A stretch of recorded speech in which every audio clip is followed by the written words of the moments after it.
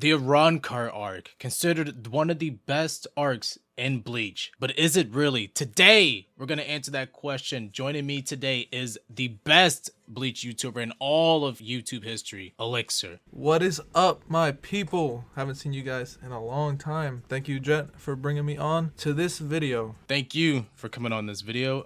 You guys already know the deal. Like, comment, subscribe, share, and of course, go to his channel. But today we're going to be talking about the Arrancar arc, the second half of it, from Grimmjow's defeat all the way to Aizen's defeat. You guys already know how these videos already start off. We got to talk about the characters within this arc, and I want to talk about Nell. Of course, she was introduced in the first half, but I think she really came into her own during the second half, especially with her reveal of her actually being an Espada, one of the higher ranking Espadas. It doesn't matter what you guys say, I'm not looting her. I refuse to do that. Yeah, that's. I mean, you're a very rare Bleach fan, because I think most people like to loot Nell. And I mean, I don't know if you felt like this about Nell at first, but did you find her like kind of annoying? I found her annoying in like a kid way, like annoying as a kid, but as a character, yeah, not really. I thought she was actually entertaining. Especially, I mean, we'll probably get to it, but she was kind of like, as a character, kind of annoying to me. But later on, when, you know, the whole transformation, and then she like fights, and then her backstory is revealed with Noitora, which I'm sure we'll get into as well, just elevated that character for me. And of course, the sex appeal. And speaking of women, we got to talk about Noitora and Szayelaporro. Did I say that right? Oh boy, Szayelaporro, Szayelaporro, people say it many different ways. So yeah, it doesn't matter. Man's sitting there dying for 1,000 years. I like both of these two. I like how hateable they are, but in a good way. Like, they aren't hateable to where you don't want them on screen. They're hateable to where you want to see their faces get punched in by the good guys. They're really great villains you really want to root against. Yep, I mean, I've always said this. If you hate a villain, like, not hate the character, but you hate a villain, like, god damn, I wish that character would just like die already. Like, for example, Homelander from The Boys. Every time he's on screen, I'm like, I wish they would just kill his ass. Like, what is the hold up? That is what Noitora and Szayelaporro are to me. Where they're really good villains, but I hate them. But in a good way. Now, real question, who do you like better, Szayelaporro or Noitora? I'm gonna have to go with Szayelaporro, because just his backstory, and I'm not gonna spoil it, but his Szayelaporro's backstory is pretty screwed. He was a very evil person, which is why he ended up in hell. If you guys read the latest chapter of Bleach or watched the movie, Szayelaporro actually ends up in hell for the things he's done as a human. Szayelaporro has more of an in-depth like background, so I think that's the reason I like him more. But Noitora is also cool. I like how he looks. I like his resurrection, and yeah, and I like his fight with Kenpachi. It was amazing. But if I had to choose between the two, I'm going to go with Noitora, specifically because he's a sexist. Like, bro, like, and he beats women. Okay.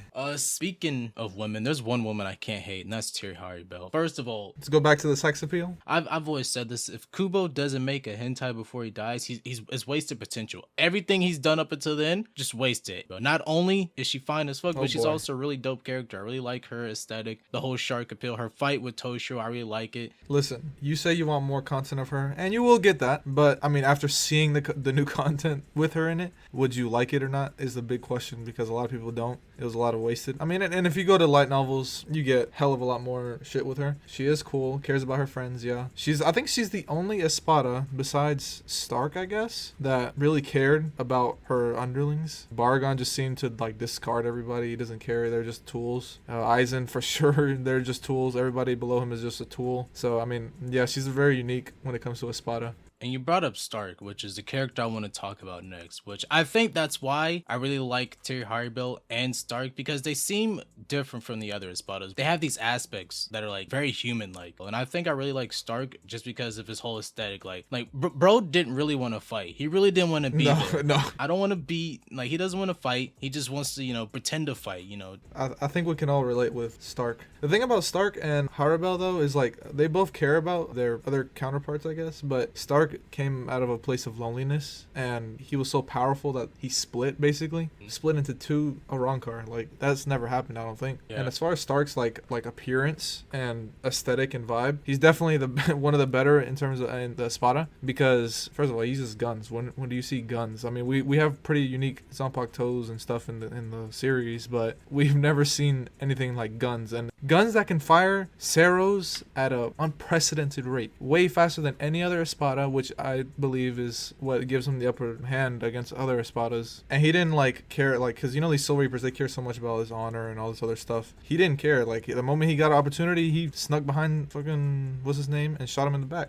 And yeah, that's why I think he's one of the better Espadas. Now, we're staying on the topic of Espadas. Ulquiorra. Now, from my last video about the Arrancar Arc, I didn't really like Ulquiorra. I thought he was just, another emo guy, middle school kid. But this half of the Arrancar Arc, he really grew on me. Once Grimjaw got out of the way, still the better Espada, don't care. Ulquiorra started coming into his own. I really like how he grew from random Espada who really didn't care about learning about what humans are to being more of a human himself. And I think he understood in a way what it was to be human. Now, it's debatable if he understood or not. Maybe he was just understanding. But what I like about Ulquiorra is that he's, compared to the other Espada, he's like an enigma. Like, he's very hard to understand. It goes back to like nihilism and stuff. He's very nihilistic. He's very overrated in my opinion. But the thing is, he's overrated because he's not very easy to understand. People make their theories and all this, but nobody really knows what Ulquiorra fights for. I think that's one of the reasons why he's kind of compelling, because even till now, mysterious. Yeah, I really don't fully understand him. I understand the little bits that I picked up, but I feel like if I was to rewatch it, I understand more about him. But speaking of another character I fully can't explain,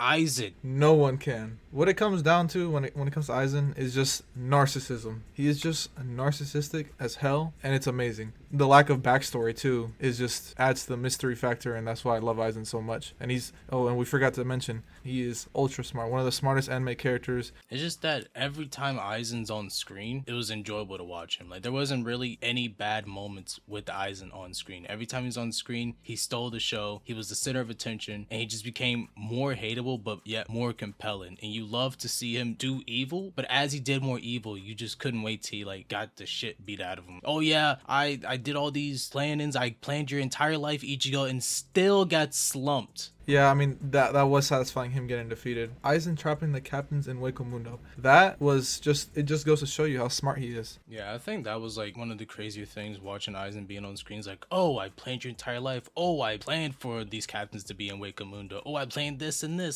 Bro, what did you not plan for? And it doesn't end there. Just wait till you get to the later arcs. Yeah, bro, I refuse to believe that Aizen will go into a girl's house with no plans. If she ends up pregnant, that was a part of his plan the entire time. Oh, he was there when she was born. So you brought up Aizen trapping the captains at Hueco Mundo. Let's talk about some of the moments that I thought were very notable that I really wanted to talk about in this video. Nell's reveal, this will probably be short, but I thought it was cool. It was mind-blowing to see how oh, she was in the Espada this entire time, in a baby form. And oh, she had this relationship with, her brothers, which I absolutely hate, but she had this relationship with her brothers. It makes it seem like all the Espadas aren't all evil. Yeah, you have to remember, by default, Arrancar, Hollows, whatever, they are not evil, but they're instinctively evil. Yeah. For example, they in order for them to survive, they have to eat each other. That's just in their nature. There's obviously Espada like Aranero and Bargon, who are just vile and evil. They're just born evil. But then you have the gray characters. You got Harribel, you got Nell. I know you found it satisfying when she was beating on Noitora for a little bit. I know I did. Yeah, I did. From Nell's reveal to the captain showing up to Hueco Mundo, it felt like a big sigh of relief, because the first half of the arc, Ichigo fighting the number 6 Espada Grimjaw, I was oh, he finally did it. But then you remember, this is just the number 6. He's got 5 more ranks to go. This man's going up against Noitora. I was it's done. There's no power of friendship. This isn't fairy tale. Everyone was down. It seemed like everyone was down and out. And then the captains finally show up, and it's a big sigh of relief. It's this boulder coming off your shoulder. I was oh, thank you. Things are about to get better now. Renji, Uryu, they were getting ragged on the whole time. Ichigo they definitely needed the help, and luckily, the captains knew where they were at. But we gotta talk about the Vizard showing up. Oh, man. And I'm not sure how you feel about this, but I thought it was cool. Oh, look, the Vizards are here. But after sitting back and thinking about it, bro, who really cares? Exactly. It's just like what we were talking about earlier. The captains showing up to Hueco Mundo, you're yes, finally. They're going to be saved. And, we like the captains. Oh, they're all badasses and whatnot. Vizards show up. And, the Vizards are cool. But do we really expect Vizards to save the captains? Just like every time the Vizards show up, they always get slumped. So They could have been number 2 soldiers down there in the fields helping out Ikaku. But you guys are supposed to be the big saving grace, take this weight off our shoulders. With all that being said though, you can't lie, their little introduction was pretty dope. Oh no, it was dope. And I think they all got pretty cool designs. It's just that, bro, we only knew about Hiyori, and Shinji, and the rest of you guys were just like trainers for Ichigo. Well, you said it earlier. Aizen attacking Tier Harribel. I was baffled by this. This made me hate Aizen even more. Like, bro, how you gonna do that to Tier Harribel? Like, bro, I'd fight him myself if I had to. But I think what I really liked about that moment is that you saw the number 2 go down. You saw the number 1 go down. It's when Aizen was like, you know what, fuck it, I'm gonna do it myself. Took down his own lieutenant. Putting the big boy pants on. And it made him even more hateable, and it made him seem more cold-blooded, and it made him seem like just this dick. I know it was solidified. We're supposed to know Aizen's an asshole and a betrayer, and I still can't help to feel shocked when he did this, because during this point in the invasion, everybody was going down, like you said, all the Espada were going down. Everybody was, it seemed like the Soul Reapers were finally winning, but then he just cuts her down, and it just goes to show you, once again, Aizen is one of the better villains. He just, you can't predict what he's going to do. I mean, at a certain point, you probably can. He's going to betray anybody. It also kind of made you feel bad for Harribel. Like, she's over here fighting for her life, doing this for Aizen, being the last one to hold her ground, not giving up. And he just cuts her down like a fucking asshole. We also have to note, Harribel was doing really well against who she was fighting. She was fighting like 3 or 4 different other people. She was doing pretty good, and she was, if Aizen didn't interrupt, she probably would have done some damage, not gonna lie. Aizen being an asshole, him tricking the captains to attacking Momo, that was some next level genius. Like, why'd you have to do that, my guy? You could have easily beaten him. He just wanted to like be a little troll, and Ichigo was just sitting there the whole time just watching this all happen. It's like, guys, what are you doing? He's like, what? And then all of a sudden Momo's being impaled by Toshiro's blade. Asshole move, but yet it makes him even more compelling as a villain. Made him even more awesome. Gin's betrayal blew me away. Like, ever since his debut, I did not like the man. Look at this guy. This guy cannot be trusted. And I was right to the very end. I did not trust this guy. But I hope what he did redeemed himself in your eyes. Did it? I say yes. Of course, he's not one of my favorite characters, but I'm like, you know what? It paid off, my guy. Like, once I saw like him betray Aizen, like, all right, that's actually crazy. I did not predict that. Not in my wildest dreams would I have predicted, well, what if Gin betrayed Aizen? I give him props for that plan. I give him props, even though it didn't work out in the end. But give him props, A for effort. Oh yeah, there's no way of him knowing that the Hogyoku is gonna come back and kill him. The thing about Gin is he's a bit of a selfish character. He's watched Aizen kill so many people, and he's killed people himself just to get an opportunity to strike Aizen. You can't tell me he didn't have any other opportunities. I feel like this was too late in the game for a betrayal, but nonetheless, his effort was noble. I like what he did, for his love for Angiku. I just appreciate Gin a lot. I loved Gin from the start, first of all, but then I loved him even more after the whole Aizen thing, and I felt really sad when he died. Yeah, speaking of peace, there's no peace when we talk about some meathead shit. Right now, let's talk about Nell versus Noitora. I really like this fight just because it proves that gender equality is real. Nell gave him the lefts and the rights, equal rights and equal lefts. Noitora was not fucking with her. Noitora should have known better. I mean, he beat on a little kid, really, and then she turns into an adult and beats his ass. Like, yeah, I'm all for that.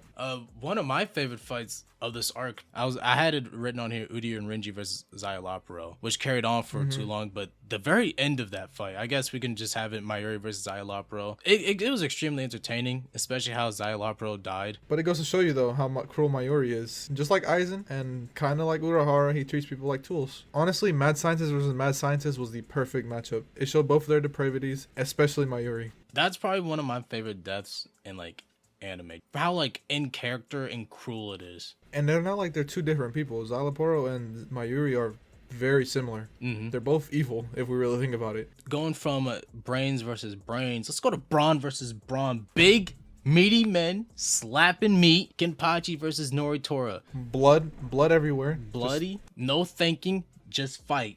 Kenpachi versus Noitora was kind of funny too, because at the end of the fight, Kenpachi was like, okay, I'm done, I'm bored. Just one swing and just finishes him off. Like, wow, okay, you could have done that the whole time. And then we got probably the best fight in Bleach. People have said it's the best fight in Bleach. Well, Ichigo versus Ulquiorra, the main event. Like I said, Ulquiorra is kind of overrated in my opinion, but the fight itself, one of the best, just because of Vassalora Ichigo, and it showed us Ichigo's inner hollow, which was, I mean, just badass as fuck. Like, he just manhandles Ulquiorra everywhere and like disintegrates him pretty much. That's one of the reasons why I like that. And also, I'm not gonna lie, Ulquiorra looks kind of cool in his segunda etapa. So. And then he did a second form, and I'm like, does that technically make him the strongest since he's the only one that can do that form, like at full power? It's debatable. He is definitely fast. Ulquiorra is definitely in that form. He's definitely fast. He's definitely powerful. He throws that lance and it just explodes like a damn nuclear bomb.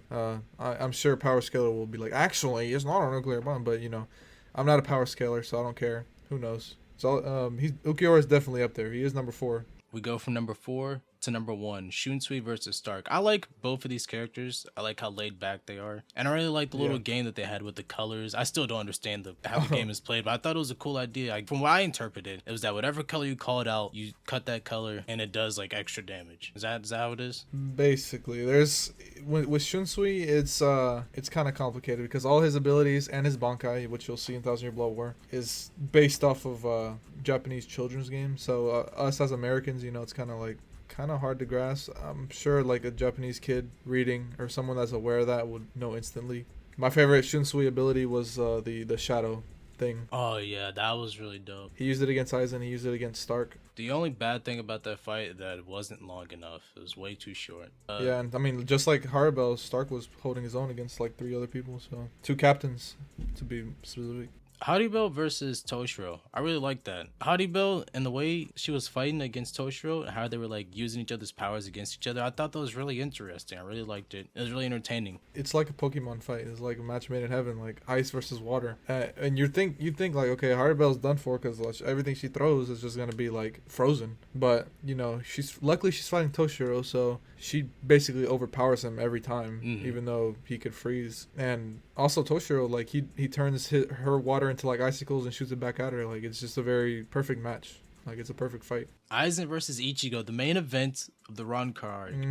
I liked it. Yep. I liked it from start to finish. Yeah, although a bit confusing. But overall, at least Aizen didn't die because he's one of my favorite characters. Yeah. And, you know, they emphasize like he's so strong he can't even die by Ichigo's ultimate move. So we'll just have to seal him. We'll seal him because there's literally no other way to defeat him, and that's why he's still locked up instead of being executed because they can't find a way to kill him. I think what I liked about Ichigo versus Aizen is how the fight just starts. Like from start to finish, it was just like, all right, final battle. Ichigo's like, nah, let's go somewhere else. Aizen's like, nah, drug him somewhere else. Like, nah, I say come here now. By the face. No, and what else is big dick energy is as they're fighting and swinging their swords, and Aizen's like, look at what my power can do. Like the swing of my swords are just destroying the landscape. Ichigo grabs his sword like Aizen grabbed his sword back in the Soul Society arc. No, actually, those were my sword swings. And then Aizen, offended deeply, pulls out one of the forbidden Kidos, one of his staple moves. He uses it a few times in the series. Hado 90. Ichigo, by the way, that Kido is supposed to bend gravity, and some people say time. So the fact that Ichigo just shattered that Kido like it was glass says a lot about Ichigo power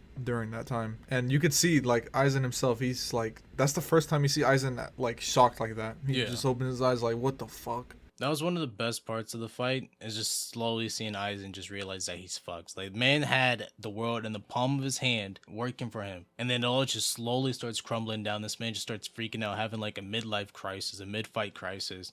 Every time, like for example, Ichigo grabs Aizen's sword, he makes an excuse. Ichigo destroys the Kido, he makes an excuse. Like he had an excuse for every time he was every corner he was defeated at. And even to the end, even before he got locked up, he was still like, oh well, I'm so stronger. Like bro was coping. He was telling Urahara like, you're just as strong as me. Why the hell are you like not trying to change anything? The Soul King. It's like, how can you have seen that and be content with life? Alright, thank you guys for watching the video. This video took a really long time to make, so I would really appreciate it if you hit that like, comment, subscribe, and share, because I already know you liked the video, so you might as well go ahead and show it love. Also, I really appreciate my homeboy Elixir coming onto the channel to talk about Bleach with me, talk about this arc with me. So if you guys already haven't, go ahead, check him out, subscribe to him, do all that. But yeah, this is the end of the video, and I will see you guys in the next one. Deuces.